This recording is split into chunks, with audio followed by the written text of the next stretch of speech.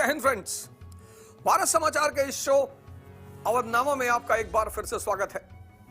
मध्यकाल की धारा की शुरुआत करने जा रहा हूं। पिछले एपिसोड में मैंने इस्लाम पर चर्चा की। 1000 एडी से 1200 एडी राजपूत काल, सामंतवाद का चरमोत्कर्ष। इस काल की विशेषताएं क्या क्या रही? पहली बात, सामंतवाद का चरमोत्कर्ष। सामंतवादी अर्थव्यवस्था। अब आशा करता हूं कि अब आपके पिक्चर यहां बनी होगी। अब जब मैं कहूंगा सामंतवाद की अर्थव्यवस्था तो एक पिक्चर यहां बनेगी। अगर अवधनामा के इस शो ने यहां पर पिक्चर बनानी शुरू नहीं की तो आपने ईमानदारी से इस शो से कुछ भी नहीं सीखा। यहां से सब कुछ हटाइए, अलग करिए, यहां किताबों को बिठाइए। और जिस दिन आपने यहां पर किताबों को बिठा दिया, किताबें आपको सिंहासन पर बिठा देंगी। न्यूटन का लॉ है ये। जिस व्यक्ति ने किताबों को अपने सबकॉन्शियस में बिठाना शुरू किया, फिर किताबों ने उस व्यक्ति को सिंहासन पर बिठा दिया। अपवाद सभी जगह होते हैं। पिक्चर बननी चाहिए, पिक्चर फिल्म बननी चाहिए। और इस शो का तो टैगलाइन है, पढ़ो क्योंकि सीखना है, सीखो क्योंकि समझना है, समझो क्योंकि उन्नति करना है। Study to learn, learn to understand, understand to rise.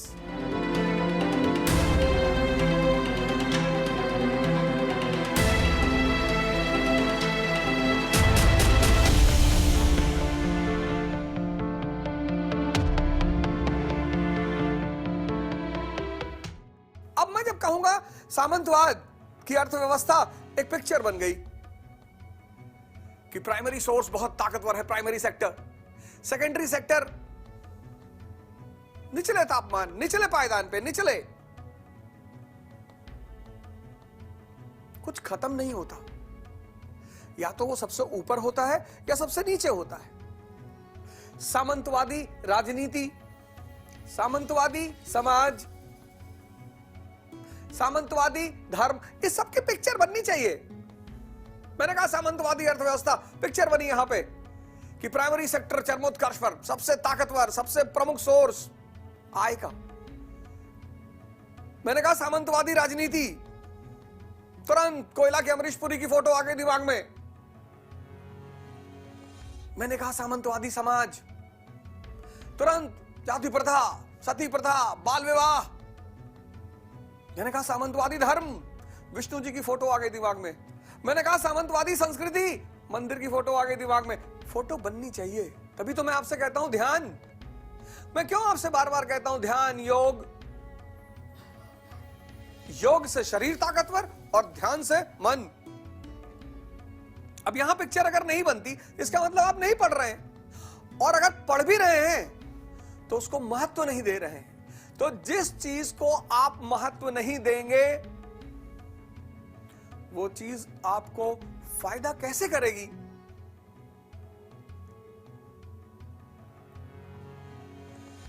तो पहला लक्षण इस काल का सामंतवाद का चरमोत्कर्ष। दूसरा, इस काल की विशेषता, उत्तर भारत छोटे छोटे राजवंशों में विभाजित, लगभग पूरा भारत। शाही राजवंश आपको उत्तर पश्चिम में दिखाई पड़ेंगे। अनंतपाल शाही, जयपाल शाही, उस पर मैं चर्चा करूंगा। छोटे छोटे राजवंश। अब वो जो केंद्रीय सत्ता है मौर्य काल की, गुप्त काल की, खत्म। छोटे छोटे राजवंश।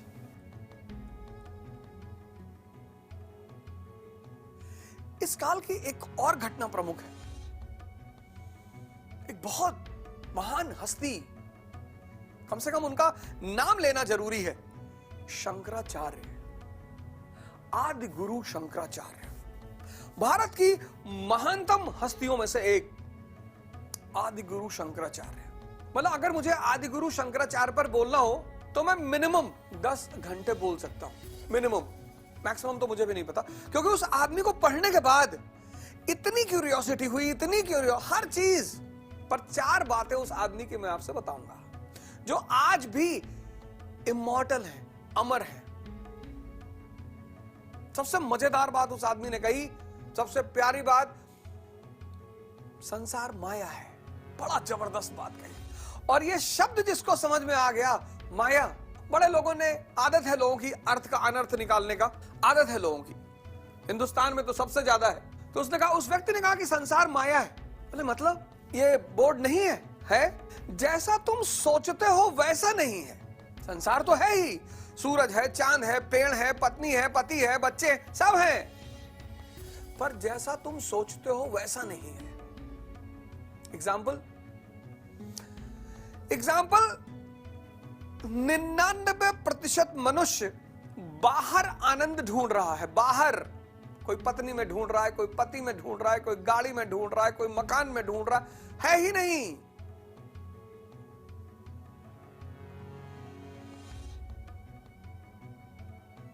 बाहर जो सुख ढूंढ रहा है वो कंडीशनल है और उसकी कीमत चुकानी पड़ती है।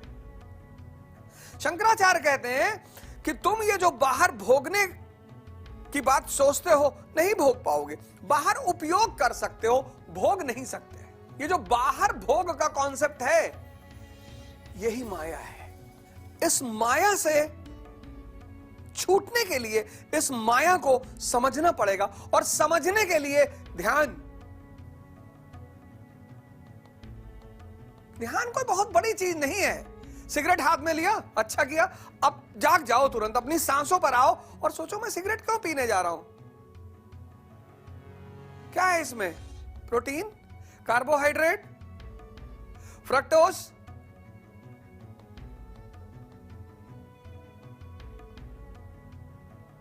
यही है ध्यान। तो आपको पता चलेगा कि ये मन आपका बदतमीजी कर रहा है, रख दो। इस माया से मुक्ति संभव है। तो दूसरी बात उन्होंने कहा, मोक्ष कहीं बाहर नहीं है। जिस दिन तुम्हें यह समझ में आ गया कि बाहर सुख है ही नहीं, और अगर तुमने बाहर सुख लेने की कोशिश की तो आगे सुख और उसके पीछे दुख, मोक्ष। माया को समझना,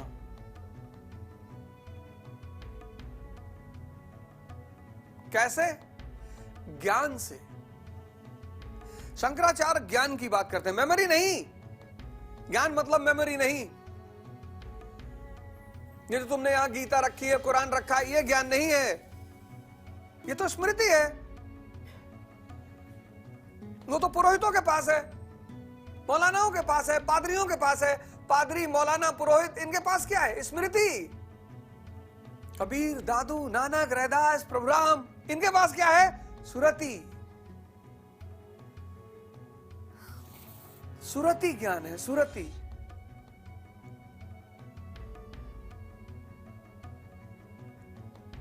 और चौथी बात उस आदमी ने कही, ब्रह्म, गॉड पार्टिकल। ये पूरा ब्रह्मांड, सब कुछ ब्रह्म है।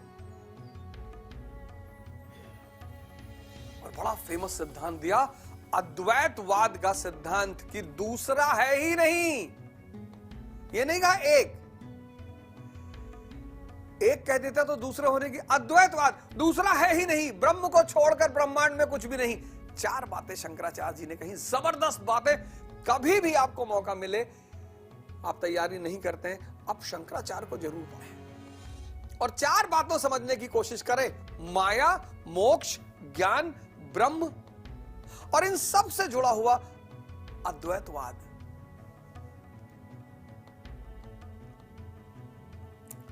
तो राजपूत काल की पहली विशेषता, सामंतवाद का चरमोत्कर्ष। सामंतवादी अर्थव्यवस्था, सामंतवादी राजनीति, सामंतवादी समाज, सामंतवादी धर्म, सामंतवादी संस्कृति। दूसरी विशेषता शंकराचार्य। तीसरी छोटे छोटे राजपूत राजवंश, केंद्रीय सत्ता का अंत। और चौथा इंपॉर्टेंट फीचर राजपूत काल का तुर्कों के आक्रमण की शुरुआत। टर्क्स, जिसमें सबसे पहला नाम है महमूद गजनी, मोहम्मद बिन कासिम उर्फ महमूद गजनी। भारत पर पहले भी आक्रमण हुए, शकों का हुआ, कुषाण का हुआ, हूण का हुआ,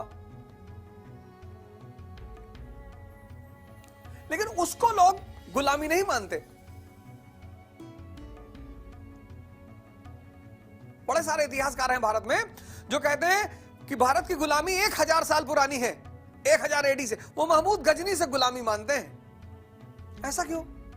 शक ये भी तो बाहरी थे, कुषाण ये भी बाहरी थे, हूण भी बाहरी थे। ये भारत आए और भारत के समाज में विलीन हो गए। क्या नाम है शक राजा का? रुद्रदामन, जो शिव के गोद में हो, रुद्र के गोद में हो। ये भारतीय संस्कृति में विलीन हो गए, भारतीय समाज का हिस्सा हो गए। संस्कृति में अभिलेख लिखवाया, संस्कृति में, संस्कृत, जूनागढ़ इंस्क्रिप्शन।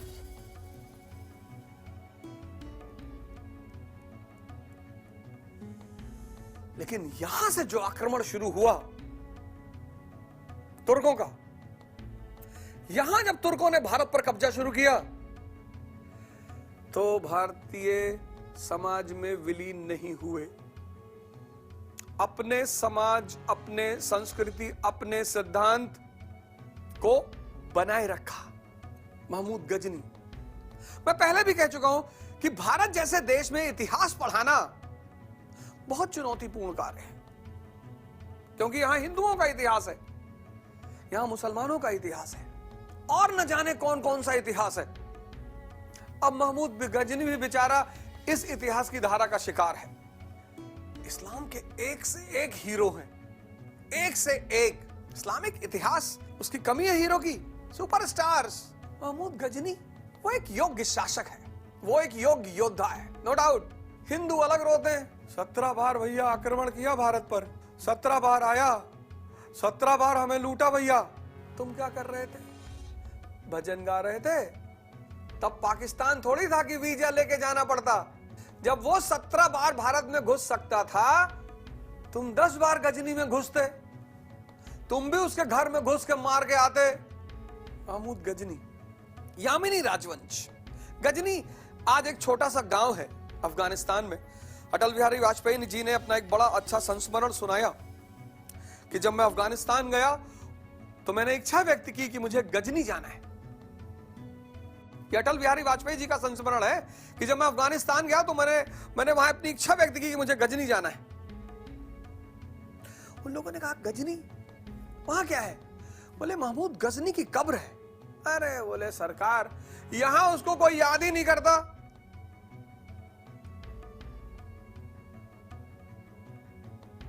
बोले मालिक, यहां उसको कोई याद ही नहीं करता। गजनी एक छोटा सा गांव है, वहां उसकी कब्र पड़ी हुई है, कोई जाता ही नहीं। हीरो जब भी बनाओ, सोच समझ कर बनाओ। जिस समाज ने गलत हीरो का वर्ण किया, गलत, सिखों के हीरो गुरु नानक, गुरु अंगद, गुरु रामदास, गुरु गोविंद, तो सिखों में सेवा का भाव है। सिख हिस्ट्री की भी चर्चा करूंगा मध्यकाल में। आप जिसको आदर्श मानते हो वैसा ही बनना चाहते हो। महमूद गजनी एक योग्य राजा है, एक योग्य शासक है, एक योग्य योद्धा है, समझदार है, चतुर है, बेईमान है, और राजा में यह सब तो होना ही चाहिए। इस राजवंश की स्थापना की ईरानियन कमांडर अलप्तगीन ने। ईरान सिल्क रूट पे है। सिल्क रूट लाइफलाइन है पश्चिम और पूर्व के बीच के व्यापार की। ईरान आदिकाल से हमारा मित्र, दोस्त, पड़ोसी। तो वहां उत्तराधिकार का युद्ध हुआ। समानी राजवंश में उत्तराधिकार का युद्ध हुआ। उस उत्तराधिकार के युद्ध में अलप्तगीन जिसके पक्ष में खड़ा था वो हार गया। तो जिस आदमी को आप सपोर्ट कर रहे थे वो हार गया, तो आप भी गए। तो अलप्तगीन ने गजनी आकर एक इंडिपेंडेंट राज्य की नींव रखी। अलप्तगीन को कोई बेटा नहीं था। तो उसके बाद उसका दास सुबुक्तगीन गजनी का शासक बना।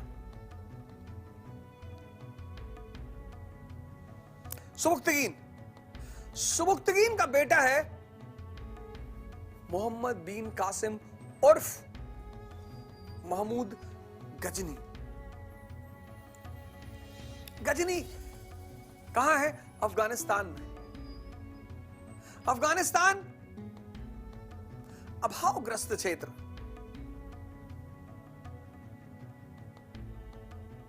रिसोर्सेस की कमी, वेल्थ की कमी, और दो दरवाजे हैं गजनी के, एक खुलता है ईरान में, एक खुलता है भारत में। ईरान का राजा शक्तिशाली है, भारत छोटे छोटे राजवंशों में बटा हुआ है।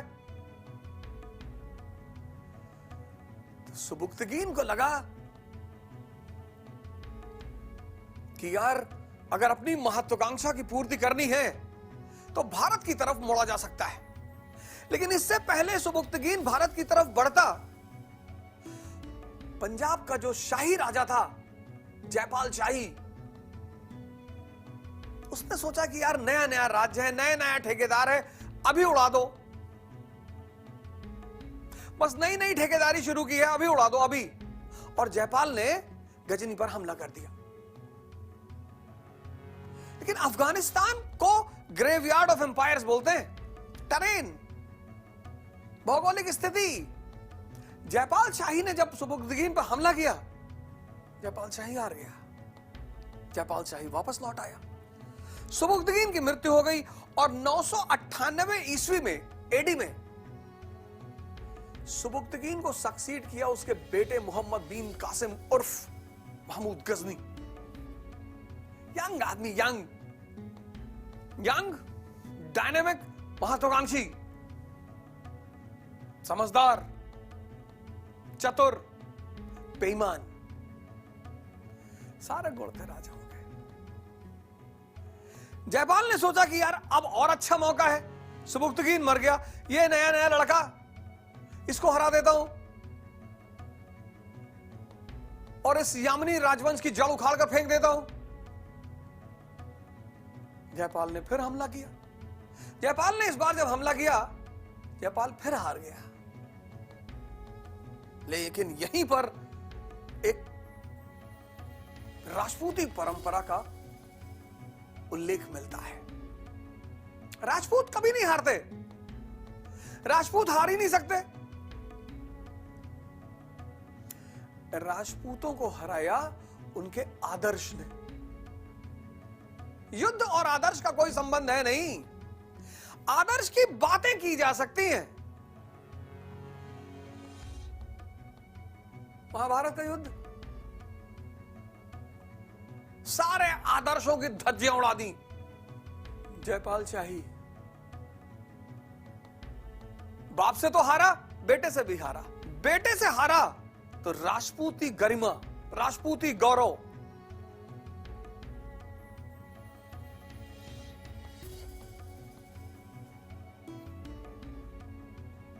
गाना है ना, हम ठाकुर सुपरस्टार करा दें छोरी सैर जमाने की। राजपूती गरिमा, राजपूती गौरव। और जयपाल शाही ने अपने आप को चिता में समर्पित कर दिया। अरे कहा ये बेइज्जती बर्दाश्त नहीं, मैं एक बच्चे से हार गया। सेल्फ इमोलेशन, आत्मदाह।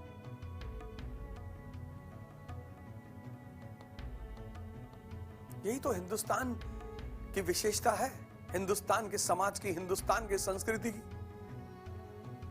युद्ध में भी आदर्श, युद्ध में भी नैतिकता। पर नैतिकता और आदर्श सिर्फ उसके सामने लगाए जा सकते हैं जो उन्हें समझता हो।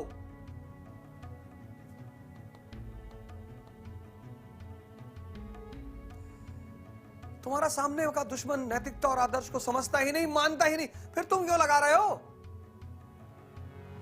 जयपाल शाही ने आत्मदाह कर लिया। यह था राजपूतों का सिद्धांत। दुनिया के किसी इतिहास में ऐसा कोई उदाहरण नहीं मिलता जहां राजा अपने व्यक्तिगत गरिमा। एक और उदाहरण है, सोमेश्वर चालुक्य राजा है, उसने जल समाधि ले ली थी।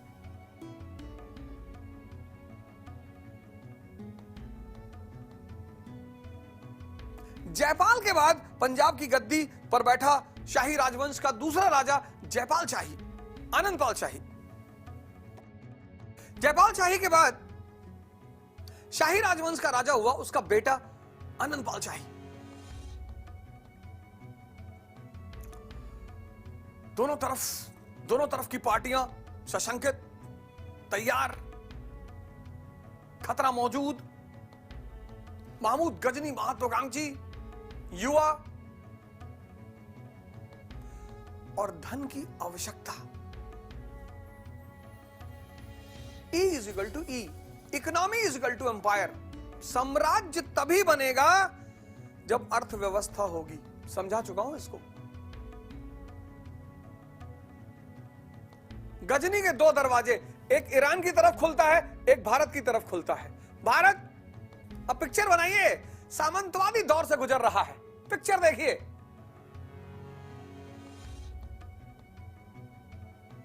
कल्पना करिए, इमेजिन करिए, फोटो बनाइए। महमूद को धन की आवश्यकता, भारत सोने की चिड़िया। किसने बनाया सोने की चिड़िया? उपजाऊ भूमि ने, मॉनसून ने। अकूत संपत्ति इकट्ठा है, कहां? मंदिरों में। बता चुका हूं मंदिरों के बारे में। मंदिर किसके केंद्र? संस्कृति के केंद्र, समाज के केंद्र, राजनीति के केंद्र, अर्थव्यवस्था के केंद्र। अकूत संपत्ति। मंदिर, राजपूत कालीन मंदिर यानी बैंक और दरबार। बस दो चीज को सोचिए, राजपूत कालीन मंदिर यानी बैंक और दरबार, दोनों शाही दरबार। अब महमूद को धन की आवश्यकता, रेशम मार्ग पर कब्जा करना, इस्लामिक दुनिया पर कमांड स्थापित करना। लेकिन इस सपने को पूरा करने के लिए महमूद को चाहिए था धन, और धन के लिए भारत सामंतवादी दौर से गुजरता हुआ, केंद्रीय सत्ता का अभाव, छोटे छोटे राजवंशों में विभाजित। लेकिन मैंने कहा ना कि महमूद बहुत समझदार आदमी है। हर वो आदमी समझदार है जो अपने इर्द गिर्द किसी भी सिद्धांत को अपनाकर अपने आप को महान बना ले। इस्लाम, नया नया धर्म, नया नया उत्साह, नया नया सपना। अब भारत की स्थिति उसके लिए बहुत फेवरेबल। पैसा था नहीं, बड़ी आर्मी थी नहीं, तो जब उसने भारत की तरफ कूच किया, जिहाद का नारा दिया।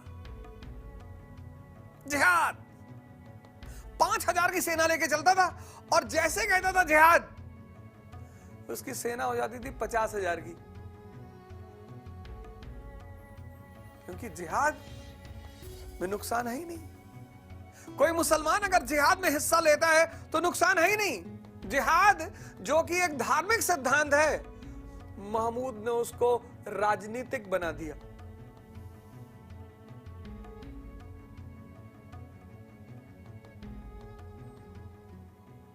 जिहाद एक धार्मिक सिद्धांत है, आंतरिक युद्ध के बारे में बात करता है, व्यक्ति को नफ्स से, इंद्रियों से उठाकर चेतना पे जोड़ने की बात करता है। सूफियों से अगर तुम जिहाद के बारे में पूछोगे, बोलेंगे हां, इस्लाम का केंद्रीय तत्व है जिहाद।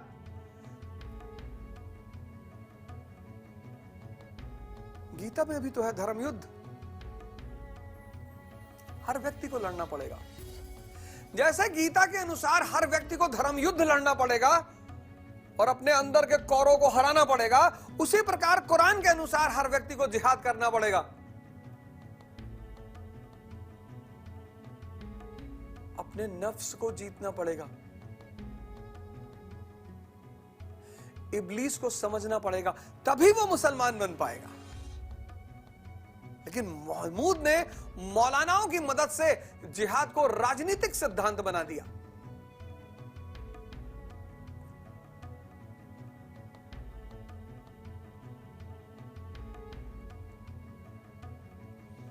और उसने कहा कि मेरा एक ही उद्देश्य है, मूर्ति पूजक, मुशरिक,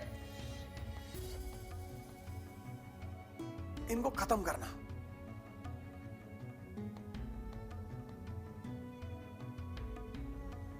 इस्लाम का विस्तार, मौलाना उसके पक्ष में आ गए। अरे सरकार, इस्लाम बिल्कुल। जिहाद का नारा दिया, मौलानाओं ने मुहर लगा दी, इस्लामिक नेता। कोई इस्लामिक नेता होता नहीं, कोई धर्म युद्ध नहीं लड़ा महमूद ने। उसको अपने राज्य का विस्तार करना था, उसको अपने सपने की पूर्ति करनी थी। उसको लगा कि धर्म सहायक होगा, उसने इस्तेमाल किया।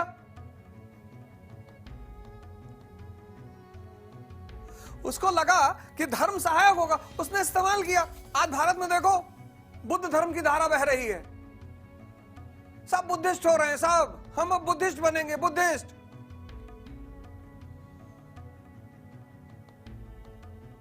जो भी बुद्ध को मानेगा वो ध्यान को बढ़ावा देगा, विपස්සना को बढ़ावा देगा, ब्राह्मणवाद, ब्राह्मण, इनको गाली नहीं देगा। किसी ने मंदिर को आगे करके राज किया, किसी ने मस्जिद को आगे करके राज किया, कोई बुद्ध को आगे करके राज करना चाहता है। सब करते हैं, सब करते हैं। महमूद ने भी किया। इसमें बुराई क्या है, इसमें नुकसान क्या है? और मुसलमान जिहाद शब्द सुनकर खुश हो गया, क्योंकि जिहाद में अगर वो जीतता है तो इस्लाम में एक नियम है, खुम्स, KHUMS, खुम्स। उसका मीनिंग खोजना विकिपीडिया में, खुम्स। खुम्स का मतलब युद्ध में, युद्ध के जीत में मिले धन में हिस्सेदारी। 1/5 राजा, 4/5 सिपाही।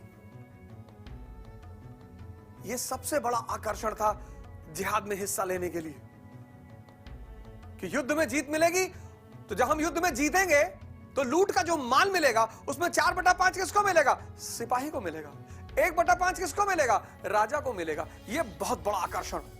और अगर हार गए और मर गए तो जन्नत मिलेगी। मतलब जिहाद के रास्ते पर चलने से नुकसान है ही नहीं, या तो जन्नत या खुम्स। तो जैसे ही महमूद गजनी मुड़ता था इस भारत की तरफ, जिहाद का नारा देता था, और जैसे वो जिहाद का नारा देता था उसकी 5,000 की सेना 50,000 में बदल जाती थी, भारत में एंटर करता था। और पहला युद्ध जो उसने लड़ा, सबसे प्रमुख, 1008 वहिंद का युद्ध। लिख लीजिएगा, 1008 वहिंद का युद्ध, वहिंद। और वहिंद के युद्ध में उसने हराया अनंतपाल शाही को। और अनंतपाल शाही को हराकर उसका जो सबसे पहला शिकार जो मंदिर बना वो है नागरकोट का मंदिर। अब मंदिर लूटा उसने, हिंदू धर्म के लिए नहीं, हिंदू धर्म के विनाश के लिए नहीं, लेकिन मूर्ति को तोड़ना पड़ा उसे। मंदिर को तोड़ना पड़ा, मूर्ति को तोड़ना पड़ा, क्योंकि उसे अपने सिपाहियों को दिखाना है कि इस्लाम के लिए लड़ रहा हूं। तभी तो वो तैयार होंगे, तभी तो उनके मन में उत्साह रहेगा। महमूद जैसे आदमी को मंदिर मस्जिद से क्या लेना देना है? मैं नहीं कह रहा हूं, फिरदौसी, मैं क्यों कहूंगा? फिरदौसी, फिरदौसी उसका कोर्ट पोएट, कोर्ट हिस्टोरियन, जिसने उसकी बायोग्राफी लिखी, शाहनामा। महमूद ने उससे कहा कि हर लाइन पर तुमको एक सोने का सिक्का दूंगा, दिनार। फिरदौसी ने इतनी मोटी किताब लिख डाली, 50,000 लाइन लिख डाली। जब फिरदौसी किताब लेकर महमूद गजनी के पास पहुंचा, महमूद ने कहा, इतना लिखने के लिए कौन कहा था? ये 50,000 इतनी लाइन लिख के लाए हो, लूटोगे मुझे? तो उसने खजांची से कहा इसको 10, 20, 50 सिक्के दे दो। फिरदौसी को पता था कि ये बहुत कंजूस है, पैसा ना देगा हमको। शंका उसको पहले से थी। उसने उस किताब के बीच में कुछ पन्नों को छोड़ रखा था। तो जब फिरदौसी को पैसा नहीं मिला तो किताब के उन बीच के पन्नों में फिरदौसी ने महमूद की जम के बखिया उधेड़ी कि शराब पीता है, शराबी है, नशेड़ी।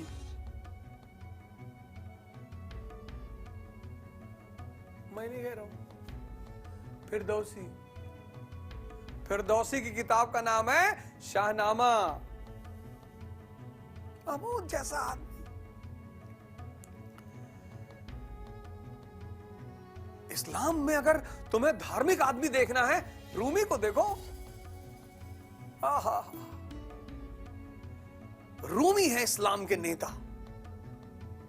पढ़ो उनके बारे में, उनकी कुर्बानी के बारे में, उनके गुरु के बारे में।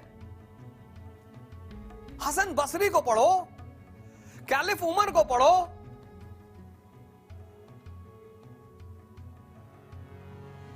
बीबी राबिया को पढ़ो, मंसूर को पढ़ो।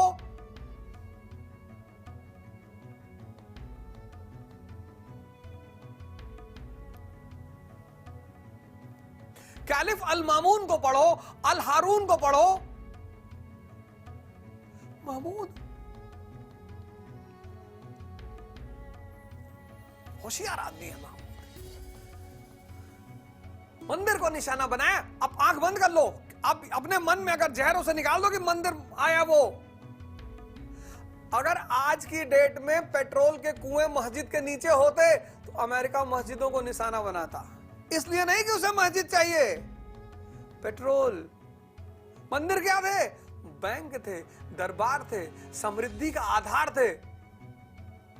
तो नागरकोट के मंदिर को लूटा उसने, अथाह संपत्ति मिली, अथाह। पागल हो गया, पैसा ही चाहिए था महत्वाकांक्षा की पूर्ति के लिए। सिल्क रूट पे कब्जा करना था, इस्लामिक वर्ल्ड का बॉस बनना था। उसको पता चल गया पैसा कहां है।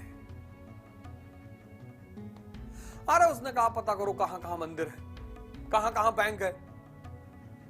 तो नागरकोट के बाद थानेश्वर, थानेश्वर के बाद मथुरा, मथुरा के बाद कन्नौज। जब भी उसे पैसे की जरूरत होती थी वो बोलता था जिहाद। कलीम भाई, सलीम भाई, सलमान भाई, साहब बहुत सारे गैर मुसलमान भी उसके साथ थे। इतिहास को धर्म से जोड़कर मत पढ़ो।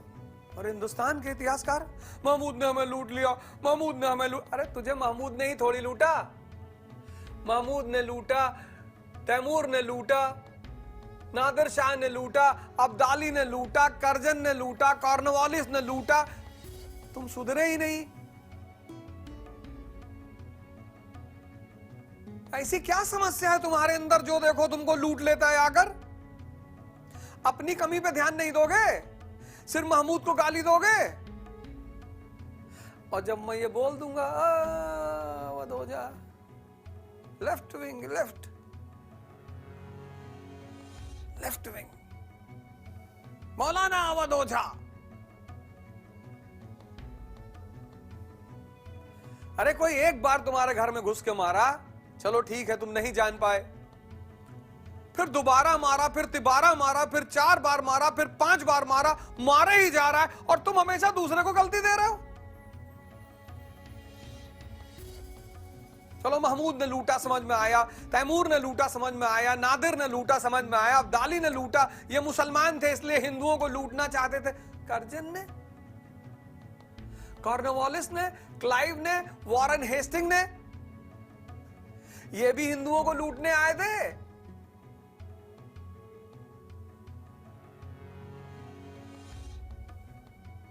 देख रहे हो विनोद, ये भारत के लोग, इनकी आदत है, अपनी कमी नहीं मानेंगे। जब तुम दूसरे पर ब्लेम करते हो तो तुम अपनी कमी देखने से बच जाते हो, और जब तुम अपनी कमी देखने से बच जाते हो तो तुम अपने सुधार से बच जाते हो।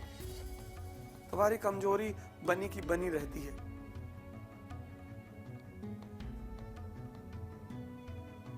फिर उसे पता चला कि साहब ये सब तो चिल्लर पैसे पड़े हुए थे। अकूत संपत्ति का क्षेत्र गुजरात, उसके बंदरगाह, उसकी कनेक्टिविटी मध्य एशिया, पश्चिम एशिया, यूरोप, अकूत संपत्ति, अकूत। और 1025 में वो पहुंचा सोमनाथ। रेजिस्टेंस दिया लोगों ने, ऐसा नहीं कि रेजिस्टेंस नहीं मिला, दिया। भारत के कई राजाओं ने उसको रेजिस्टेंस दिया, लेकिन वो धूर्त है, वो मध्य एशिया से है, वहां के लोग छुप कर वार करते हैं। तुम अपना आदर्श क्यों लगा रहे हो? गजनी का चला हुआ आदमी सोमनाथ पहुंच गया। सोच के देखो, आंखें बंद करो। किसी को भड़काना बहुत आसान है। गजनी अफगानिस्तान से चला हुआ आदमी, तुम बस आंखें बंद करके सोच के देखो, अफगानिस्तान से चला हुआ आदमी, पाकिस्तानी पंजाब से हिंदुस्तानी पंजाब, हिंदुस्तानी पंजाब से दिल्ली, और फिर राजस्थान पूरा क्रॉस करते हुए, मालवा होते हुए फिर गुजरात पहुंच गया, और वो भी गुजरात का दूसरा कोना सोमनाथ। क्या कर रहे थे तुम? गोली खेल रहे थे।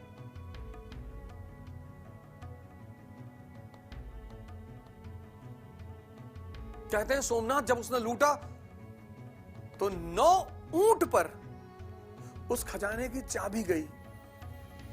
सोचो खजाना कितना रहा होगा। 9 ऊंटों पर उस खजाने की चाबी गई। महमूद, भारत के इतिहास में लुटेरा, ईरान के इतिहास में ईरानी पुनर्जागरण का सूत्रधार,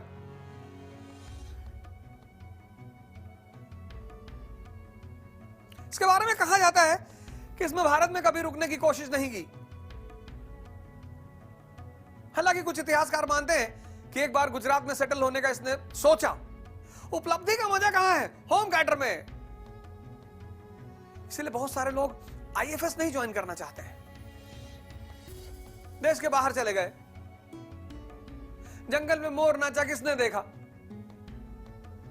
अपने प्रदेश में तुम दरोगा हो तो तुम्हारी सामाजिक हैसियत बहुत बड़ी है, और अगर आईपीएस हो और अगर आईएएस हो, होम क्वार्टर। जो भी होम क्वार्टर में सफल है वो बाहर नहीं जाना चाहता। भारत पे जो आक्रमणकारी हैं, 2 तरह के आक्रमणकारी, एक जो होम क्वार्टर में सफल हैं, और जो भी होम क्वार्टर में सफल हैं वो भारत आए, धन लूटे चले गए। महमूद गजनी, तैमूर लेम होम क्वार्टर में सफल हैं। होम क्वार्टर में जो सक्सेसफुल है, महमूद गजनी, तैमूर लेम होम क्वार्टर में सक्सेसफुल हैं। मोहम्मद गौरी, बाबर, ये होम क्वार्टर में असफल हैं, इसलिए बाहर के क्वार्टर में सेटल हो रहे हैं। आज के एपिसोड में बस इतना ही। अगले एपिसोड में फिर मिलेंगे। जय हिंद।